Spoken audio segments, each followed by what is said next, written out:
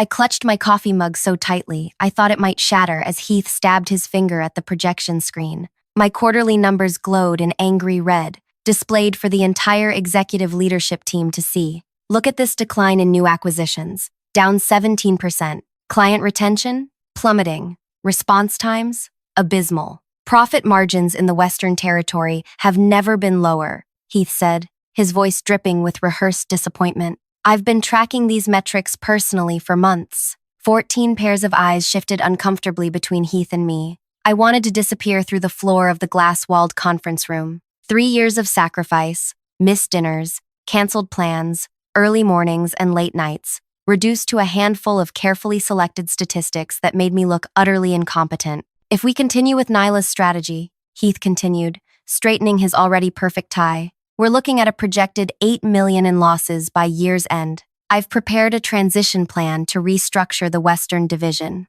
Translation: he wanted me gone. I opened my mouth to defend myself, but no words came. Heath had blindsided me. This presentation wasn't on the meeting agenda. I'd walked in expecting a standard quarterly review, not my own professional execution. That's quite enough, Heath. The room fell silent as Gerald rose from his chair at the head of the table. At 72, the company founder still commanded attention without raising his voice. Your analysis seems remarkably one-sided, Gerald said, his weathered hands adjusting his glasses. Nyla's approach prioritizes long-term growth over quarterly gains. We discussed this when we hired her. Heath's jaw tightened. With respect, Dad, the board expects results, not excuses. The Eastern Territory consistently outperforms the West under my leadership. Your territories were established decades ago, Gerald countered. Nyla inherited a region that had been neglected for years, which is precisely why we needed someone who could deliver immediate results,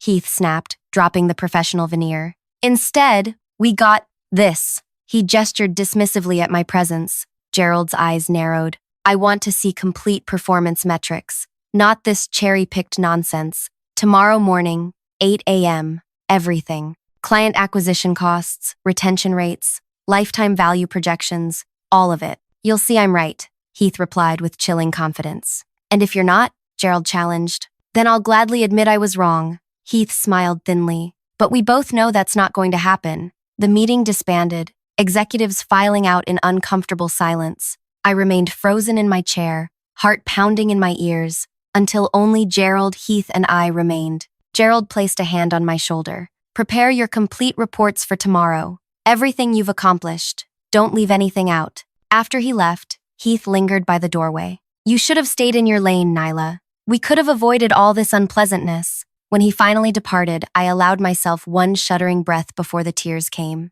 If you're invested in finding out what happens next in this power struggle between father and son, and what I discover that turns everything upside down, take a quick second to like this video and subscribe. Trust me, what comes next changed not just my career, but my entire life. Let's continue. I'm Nyla Kemp, 34, 5'6" in heels, with a business degree from a state school and a pathological inability to back down from a challenge. Not the most impressive resume for someone tasked with revitalizing an entire business region, but Gerald saw something in me that others missed. 3 years ago, I was managing a small team at a regional competitor when Gerald personally recruited me. The Western Territory was hemorrhaging clients and barely breaking even. The previous regional director had been one of Heath's college friends who treated the position as a stepping stone, leaving chaos in his wake. We need someone who understands that business is about relationships, not just transactions, Gerald told me during my interview. Heath disagrees, but I'm still the CEO. I should have recognized the warning signs then, father and son at odds, with me as the unwitting battlefield. After Heath's ambush, I spent the night in my office, digging through 3 years of reports, emails, and data. My hands trembled as I pieced together what had happened. The truth was far worse than I'd imagined. Resources promised to my region had vanished. Approved hires mysteriously rescinded. Client accounts quietly transferred to the Eastern Division once they became profitable. Someone had systematically sabotaged my efforts while creating a paper trail that made me appear responsible for the failures. By dawn, my eyes burned and my back ached, but I had assembled irrefutable evidence. I wasn't failing, I was being deliberately undermined. By Heath. I arrived at the 8 a.m. meeting to find Gerald already there, surrounded by printouts and looking like he hadn't slept either. You found it too, he said simply. I nodded, placing my own folder on the table. How long have you known? I suspected something wasn't right for months. But this, he gestured to the papers. This is beyond anything I imagined. Heath arrived precisely on time, flanked by two financial analysts from his team. He faltered momentarily upon seeing Gerald and me already deep in conversation, but quickly recovered his confident smile. Shall we begin? Heath said, motioning for his analysts to distribute their reports. Actually, Gerald interrupted, I've been reviewing some interesting discrepancies in our resource allocation records. Heath's smile didn't waver. What sort of discrepancies? Gerald slid a document across the table. The budget for the Western Territories' digital infrastructure upgrade. The board approved $2.6 million. Only $1.4 million was ever allocated. Budget adjustments happen all the time, Heath replied smoothly. Market conditions change. Funny thing about those adjustments, I interjected, finding my voice at last. They were all redirected to projects in the Eastern Territory, projects under your direct control. Heath's analysts exchanged nervous glances. That's a serious accusation, Heath said, his voice hardening. Gerald continued as if Heath hadn't spoken. Then there's the matter of the Reynolds account. Western Territory client for 15 years until last June, when they were mysteriously reclassified as Eastern. They opened a new headquarters in Boston, Heath explained. It made sense too. Their headquarters is still in Denver, I cut in. But their account was transferred right after they signed a 3-year renewal contract that I negotiated. A contract worth $4.2 million annually. Heath's facade began to crack. Dad, are you really going to take her word over mine? These are administrative details that show a pattern, Gerald finished. A pattern of systematically undermining the Western Division while using its failures to bolster your own position. He turned to the analysts. You're dismissed. This is now a family matter. After they left, the temperature in the room seemed to drop 10 degrees. How long? Gerald asked quietly. How long have you been sabotaging Nyla's division? Heath abandoned all pretense. Sabotage? I was saving this company from her incompetence. Her entire strategy is outdated. Relationship building? Long-term growth? While our competitors are aggressively expanding market share, she's hosting client appreciation lunches. Those outdated methods increased client retention by 68%, I said, which you'd know if you hadn't buried my actual results. Retention doesn't matter if we're not growing. Heath slammed his hand on the table. Dad, you're so blinded by your old school mentality that you can't see what's happening in the industry. We need to evolve or die. Gerald studied his son with an expression I couldn't read. This isn't about strategy. This is about control. You wanted Nyla to fail because I hired her against your recommendation. I wanted someone qualified, Heath retorted. You wanted someone who wouldn't challenge you, Gerald corrected. Someone who would fail, proving me wrong and you right. When Nyla started succeeding despite your interference, you had to take more drastic measures. Heath turned to me, eyes blazing. You have no idea what it takes to keep this company competitive. While you're building your precious relationships, I'm fighting to keep us relevant. Is that why you diverted the resources for the Wilson contract to your division? I asked. Because nothing says competitive, like making sure your colleague doesn't have the tools to succeed. The board meets this afternoon, Gerald said with finality. They'll see everything we've uncovered. All of it, Heath. For the first time, I saw fear flicker across Heath's face. You'd side with her against your own son? Over what? Some budget reallocations? Administrative decisions that I made for the good of the company? No. Gerald replied, standing up. I'm siding with the truth against someone who betrayed my trust. Someone who was willing to destroy another person's career to feed his ego. Heath's laugh was bitter. Truth? Let's talk truth. You never thought I was good enough to run this company. You've been looking for my replacement since the day you made me COO. Well, congratulations. It looks like you found her. He stormed out, leaving Gerald and me in stunned silence. I never intended, Gerald began, then stopped. The board meeting is at 3. Be ready to present everything you've found. Alone in my office afterward, I tried to process what had happened. In a single morning, I'd gone from fighting for my career to being at the center of a corporate civil war. My hands wouldn't stop shaking. My phone lit up with a message from Heath. This isn't over. You have no idea what you've started. I stared at those words, my throat tightening with dread, because despite the evidence on my side, I knew something Gerald didn't. Heath had friends on the board. Powerful friends, and this battle was far from won. The 3 hours before the board meeting stretched like taffy. I paced my office, rehearsing my presentation, mentally preparing for every possible counter-argument Heath might throw at me. My stomach churned with each passing minute. A soft knock interrupted my spiraling thoughts. Paige from marketing stood in my doorway, concern etched across her face. "Everyone's talking about what happened this morning," she said, closing the door behind her. "Is it true Heath tried to get you fired?" I hesitated, unsure how much to share. Office politics were treacherous enough without adding fuel to the gossip machine. "It's complicated." "Well, whatever's happening, you should know something." She lowered her voice. "Heath's been in the conference room with board members Lillian and Danny for the past hour." My blood ran cold. Lillian and Danny were Heath's strongest allies on the board. Both had joined after making fortunes in aggressive growth startups. They shared his win-at-all-costs mentality. "He's getting to them before the meeting," I realized aloud. Paige nodded. "And he's brought binders. Lots of them." After she left, I called Gerald's office, but his assistant said he was unavailable. I was on my own. The Western Territory had been my life for 3 years. I'd spent weekends flying to neglected clients who hadn't seen a company representative in person for years. I'd rebuilt relationships one painful conversation at a time, apologizing for my predecessor's empty promises. I'd hired local talent who understood their communities instead of bringing in outsiders. The region was finally gaining momentum, and now everything teetered on the edge of collapse because of one man's ego. I thought back to when I first met Heath, during my final interview. While Gerald had been warm and engaged, Heath had barely looked up from his phone. "Western Territory is a money pit," he'd said dismissively, "but Dad's convinced it just needs the right touch." The way he'd said touch made it sound like a character flaw.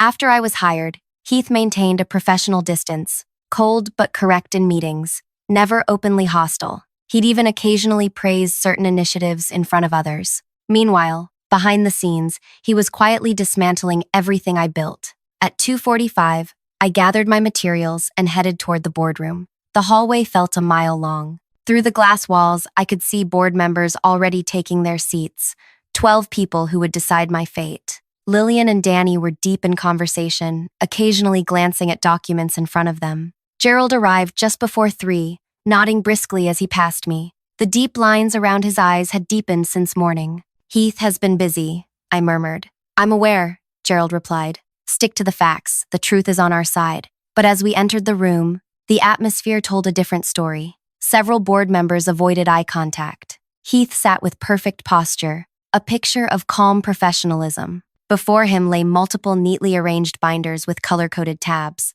Board Chair Olivia called the meeting to order. "We understand there are serious allegations regarding resource allocation and performance reporting for the Western Territory. Gerald has requested this emergency session to address these concerns." Gerald started by explaining the discrepancies we'd discovered, methodically laying out the evidence of diverted resources and manipulated metrics. He was brilliant, clear, measured, authoritative. As he spoke, I watched the board members' expressions shift from skepticism to concern. Then it was my turn. I presented the true performance data for the Western Territory: client retention increases, growth in previously abandoned markets, improved satisfaction scores. The complete picture showed a division in recovery, not decline. Despite having my approved budget reduced by nearly 40% over 3 years, I concluded the Western Territory has reversed its decline and established a foundation for sustainable growth. Several board members were taking notes now, their expressions thoughtful. For a moment, I allowed myself to hope. Then Heath stood up. "I appreciate Nyla's passionate defense of her performance," he began, his voice dripping with false sincerity, "and my father's desire to protect his hire. But emotion shouldn't cloud our judgment." He distributed his binders to each board member. "What you're about to see is a comprehensive financial analysis of resource allocation across all divisions over the past 5 years. Yes, certain resources were redirected from the Western Territory, with full knowledge of our financial team." My heart sank as Heath methodically dismantled our narrative. According to his documents, every resource reallocation had been properly documented and approved through appropriate channels. He produced emails showing that I had been informed of budget adjustments, buried in lengthy monthly reports I'd received but admittedly hadn't fully digested. He presented comparative metrics, showing that even with adjusted resources, the Western Territory underperformed relative to investment. "As for the improved client retention rates Nyla mentions," Heath continued, "they're measuring from an artificial low point. When you compare to industry averages rather than our previous rock-bottom numbers, we're still underperforming. The room's energy had shifted. Several board members who had seemed sympathetic now looked confused or skeptical. Furthermore, Heath said, pulling out his final document, I've prepared a projection of company-wide performance if we were to implement Nyla's relationship-focused approach across all territories. The resulting graph showed a dramatic decline in growth, with projected losses beginning in year 2. This isn't personal, Heath insisted. This is about the future of this company. My father built something remarkable, but markets evolve. Strategies must adapt. The Western Territory has become a testing ground for outdated methods at the expense of our overall health. When Heath finished, silence filled the room. Gerald looked stricken, blindsided by the thoroughness of Heath's counterattack. Board member Lillian spoke first. If these numbers are accurate, we have serious concerns. Gerald, with all due respect, sentiment can't drive business decisions. These numbers are manipulated, Gerald insisted. Heath has created a paper trail to cover his actions. That's a serious accusation, Danny said. Are you suggesting your son falsified corporate documents? The conversation was spiraling. Other board members began asking pointed questions, their tone growing increasingly skeptical of our claims. I watched in horror as our case unraveled. Perhaps, Olivia interjected, we should take a short recess to review these materials independently. As the board filed out, Heath remained behind, straightening his already immaculate papers. When we were alone, his mask slipped.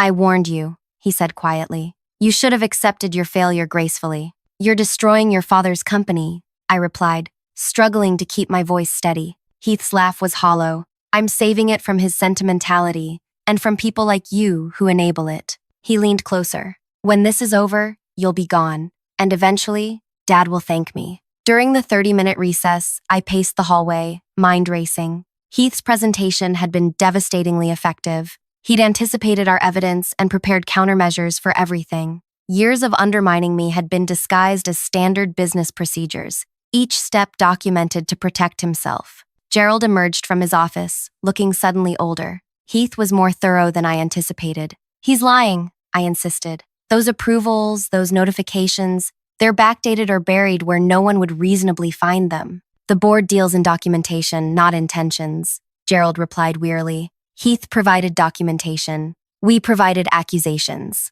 A terrible realization dawned on me. You're giving up. Gerald didn't answer directly. Sometimes you have to accept defeat in one battle to win the war. When the board reconvened, the atmosphere had shifted decisively against us. Olivia outlined the board's preliminary thoughts. While some resource reallocations may have been questionable, there was insufficient evidence of deliberate sabotage. Furthermore, Heath's growth-focused approach had proven successful in the Eastern Territories, suggesting his strategic vision might better serve the company's future. We recommend a full performance review of all territorial strategies, Olivia concluded. In the meantime, Heath will temporarily oversee both Eastern and Western operations to ensure consistency. I sat there, numb with disbelief. Not only had Heath escaped consequences, but he'd also been rewarded with control over my territory. Everything I'd built would be dismantled within weeks. Gerald's face remained impassive, but the slight tremor in his hand betrayed his emotion. If that's the board's recommendation, we'll implement it immediately. Heath's victory smile was subtle but unmistakable. As the meeting adjourned, board members filed out, several avoiding eye contact with me. Only Olivia paused, her expression unreadable. This isn't personal, Nyla, she said quietly. We have a responsibility to shareholders. I understand, I replied, though I didn't. Not really. Later that evening, I sat alone in my office, surrounded by the remnants of 3 years' work. My phone buzzed with a text from Gerald. My house, 9 p.m., come alone. Gerald's home was a modest craftsman house that belied his wealth. When I arrived, I found him in his study, a glass of bourbon in hand, looking out at the darkened garden. Heath is staying at the office late, he said without turning around. Going through your files, no doubt. Why did you give up? I asked, the question that had been burning inside me all afternoon. Gerald finally turned to face me. Because we can't win this fight with their weapons. So we just surrender? Let Heath destroy everything you've built? No, Gerald's eyes sharpened. We change the battlefield. He walked to his desk and unlocked a drawer, retrieving a small leather portfolio. Heath thinks he's won because he controls the narrative through documentation. but there are some things even he doesn't know about. Inside the portfolio was a slim flash drive and a handwritten letter. 26 years ago, I made Heath coup over my more qualified partner because he was my son. Thomas left the company, but gave me this before he went. He said someday I might need to remember what matters more than blood. Gerald handed me the flash drive. This contains original company documents, things Heath has no access to because they predate our digital systems, including the true ownership structure of our company. I looked at him, confused. I don't understand. Heath believes that upon my retirement, his position as COO automatically makes him CEO. But the company bylaws actually require a supermajority board vote for succession, something he's carefully hidden from current board members. More importantly, I never signed over my founding shares to him, as he's led the board to believe. Gerald's expression hardened. Heath has been operating under the assumption that he controls this company's future. He doesn't. What are you saying? I'm saying that tomorrow everything changes. I've already contacted Thomas. After 26 years, he's ready to help me correct my mistake. As I left Gerald's house that night, clutching the flash drive that contained the company's true history, a strange mix of hope and dread filled me. Tomorrow would bring either resurrection or ruin. What I didn't know was that Heath had already made his next move, one that would force me to choose between my career and something far more important, and that choice would change everything. I arrived at the office before dawn the next morning, my mind replaying Gerald's words throughout a sleepless night. The security guard nodded as I badged in. He was used to my early arrivals. The building stood mostly empty, that liminal space before the workday begins when everything feels both abandoned and full of possibility. My office door was ajar. I distinctly remembered closing it the night before. Heart pounding, I pushed it open slowly. Everything looked untouched at first glance. Computer screen dark, papers stacked where I'd left them. Then I noticed my filing cabinet. The lock had been forced, the metal slightly bent around the keyhole. I rushed to check the contents, rifling through folders until I reached the back of the drawer. My personal backup drive was gone. That drive contained everything: client communications, meeting notes, project timelines, all the raw data I'd used to build my case against Heath. Without it, I had only the flash drive Gerald had given me, containing historical documents but nothing about Heath's recent manipulations. My phone buzzed with a text from an unknown number. Parking garage, level 3, now. I recognized the trap but went anyway. What choice did I have? The underground parking garage echoed with my footsteps as I approached level 3. A lone figure stood between two concrete pillars, face hidden in shadow. Did you really think you could win against me? Heath's voice bounced off the concrete walls. Where's my drive? I demanded, stopping several feet away. Heath stepped forward, twirling a small black device between his fingers. You know, I was impressed with how thoroughly you documented everything. Every email, every meeting, every resource request. Almost as if you were building a case from day one. I was protecting myself, I replied. Something told me I'd need to. Smart, he acknowledged with a cold smile. But not smart enough. He pocketed the drive. The board already doubts your claims. How will they react when they learn you've been secretly documenting confidential company information? That's grounds for immediate termination. You stole from my office, I countered. That's breaking and entering. Heath's laugh echoed in the empty garage. Your office belongs to the company. I'm the COO. Nothing was stolen. I was simply securing company property that you'd inappropriately removed from our servers. He was right. Technically, all those files belong to the company. I'd been careful to only include work-related communications on that drive, nothing personal. In trying to protect myself, I'd handed him a weapon. What do you want, Heath? Resignation letter on my desk by noon. Citing personal reasons, of course. No severance, no recommendations. His eyes glinted in the dim light. Walk away quietly, and this drive stays between us. Make any accusations, and I'll make sure the board sees you as a disgruntled employee who violated company policy. And if I refuse, then I'll destroy your career so thoroughly you won't find work managing a corner store. He checked his watch. You have 4 hours to decide. Choose wisely. After he left, I remained rooted to the spot, mind racing. If I resigned, Heath won completely. If I fought, he'd use my own documentation against me. And waiting for Gerald's plan felt increasingly like clinging to false hope. By 9, the office hummed with activity. I sat at my desk, staring at a blank resignation template on my screen. 3 hours until Heath's deadline. My phone rang. Gerald. We need to talk. Not in the office. Meet me at Riverside Park in 30 minutes. The morning air felt unusually crisp as I found Gerald on a bench overlooking the river. His shoulders slumped with the weight of invisible burdens. Heath took my backup drive, I said without preamble. He's demanding my resignation by noon. Gerald didn't look surprised. He came to my house last night, told me he was calling an emergency board meeting at 1 o'clock today to vote on removing me as CEO for health concerns. My stomach dropped. Can he do that? With enough board support, yes. He's been cultivating allies for years, positioning himself as the future. Yesterday's meeting showed how effective he's been.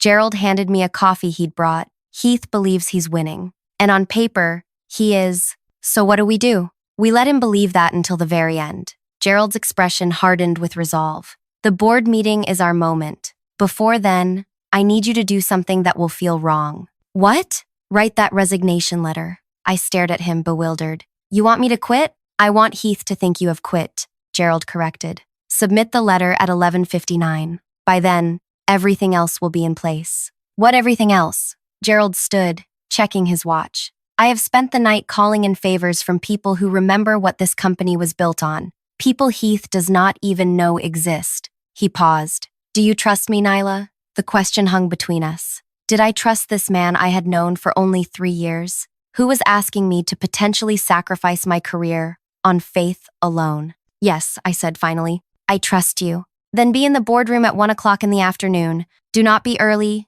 do not be late, and bring the flash drive I gave you. Back at the office, I crafted the most professional resignation letter of my life, citing personal reasons as Heath demanded. At 11:58, I printed it. At 11:59, I placed it on Heath's empty desk, his assistant watching curiously. At 12:45, I received a company-wide email announcing an emergency board meeting regarding leadership transition. Heath was making his move against his father. At precisely 1 o'clock in the afternoon, I walked into the boardroom to find a tableau frozen in surprise. Heath stood at the head of the table, mid-sentence, while Gerald sat calmly to his right. The board members' expressions ranged from confusion to annoyance at my interruption. Miss Kemp, Olivia said stiffly, this is a closed board meeting. Miss Kemp is here at my request, came a voice from the doorway behind me. A tall man in his 70s entered, followed by 3 others I didn't recognize. The color drained from Heath's face. Thomas, he whispered. Gerald stood. Board members, this is Tomas Rivera, co-founder of this company and still majority shareholder, despite what some documentation might suggest. Murmurs rippled through the room. Tomas stepped forward, his presence commanding immediate attention. I've been silent for 26 years out of respect for Gerald's wishes, he said, his voice carrying the weight of authority. That silence ends today. What followed was the most methodical dismantling of a person I'd ever witnessed. Tomas and his team, the company's original legal counsel and 2 forensic accountants, presented irrefutable evidence that Heath had been systematically falsifying documents for years. Not just about my territory, but about company ownership, board voting rights, and succession plans. The amendments to the company bylaws that supposedly granted automatic succession to the COO were never ratified, one accountant explained, displaying the original documents from Gerald's flash drive alongside Heath's altered versions, and the share transfer documents showing Mr. Reese signing over his founder's stake to his son are forgeries. With each revelation, Heath's carefully constructed reality crumbled. Board members who had supported him just yesterday now couldn't distance themselves fast enough. This isn't just about succession, Gerald said after the evidence had been presented. This is about the future of the company. Heath wanted to strip away everything we built in favor of short-term gains that would ultimately hollow us out. He turned to me. Nyla, would you please share what you found about the Western Territory? For 20 minutes, I walked the board through the true state of my region. The systematic sabotage, the diverted resources, the manipulated metrics. This time, with Tomas's team providing forensic verification, the board listened with growing horror. Throughout it all, Heath sat motionless, his face a mask of cold fury. When I finished, he finally spoke. This is a coordinated attack, he said, voice trembling slightly, orchestrated by a bitter old man who can't accept that his business model is obsolete. Who would rather destroy his son than acknowledge times have changed? This isn't about business models, Gerald replied quietly. This is about integrity, something you lost somewhere along the way. Heath's laugh was brittle. Integrity doesn't keep shareholders happy. Results do. And my methods get results. At what cost? Tomas asked. You've alienated employees, manipulated data, and sabotaged your own company to feed your ego. I did what was necessary, Heath insisted, glancing around for support that no longer existed. Every decision was for the good of this company. The board will need to deliberate on next steps, Olivia said, her voice carefully neutral. In the meantime, Heath, I believe it would be appropriate for you to take a leave of absence. A leave? Heath sputtered. I'm the coup. This company needs me. Actually, Gerald interjected, sliding a document across the table. You're not. This is your resignation letter, effective immediately. Heath stared at the paper. I'm not signing that. You don't need to, Gerald replied. The board can remove you with cause. I'm simply offering you the dignity of resignation. The silence that followed was absolute. Heath looked around the table, searching for allies and finding none. His carefully cultivated power base had evaporated in less than an hour. This isn't over, he said, standing abruptly. You'll regret this. All of you. As he stormed toward the door, I stepped into his path. For a moment, we stood face to face. The man who had tried to destroy me now destroyed himself. My backup drive, I said, holding out my hand. His eyes burned with hatred as he reached into his pocket and slammed the drive into my palm. Enjoy your victory while it lasts, he hissed. You've made an enemy today. No, I corrected him. You did that yourself, 3 years ago. After Heath left, the board voted unanimously to accept his resignation and appoint a special committee to investigate the full extent of his actions. Gerald announced his own phased retirement plan, with a proper succession process to follow. As the meeting concluded, Tomas approached me. Gerald speaks highly of you, says you understand what this company should be. I just did my job, I replied. From what I've seen, he said, you did far more than that. You stood your ground when most would have crumbled. 2 weeks later, Gerald called me to his office. The scandal had been contained to minimize market impact, with Heath's departure attributed to strategic differences.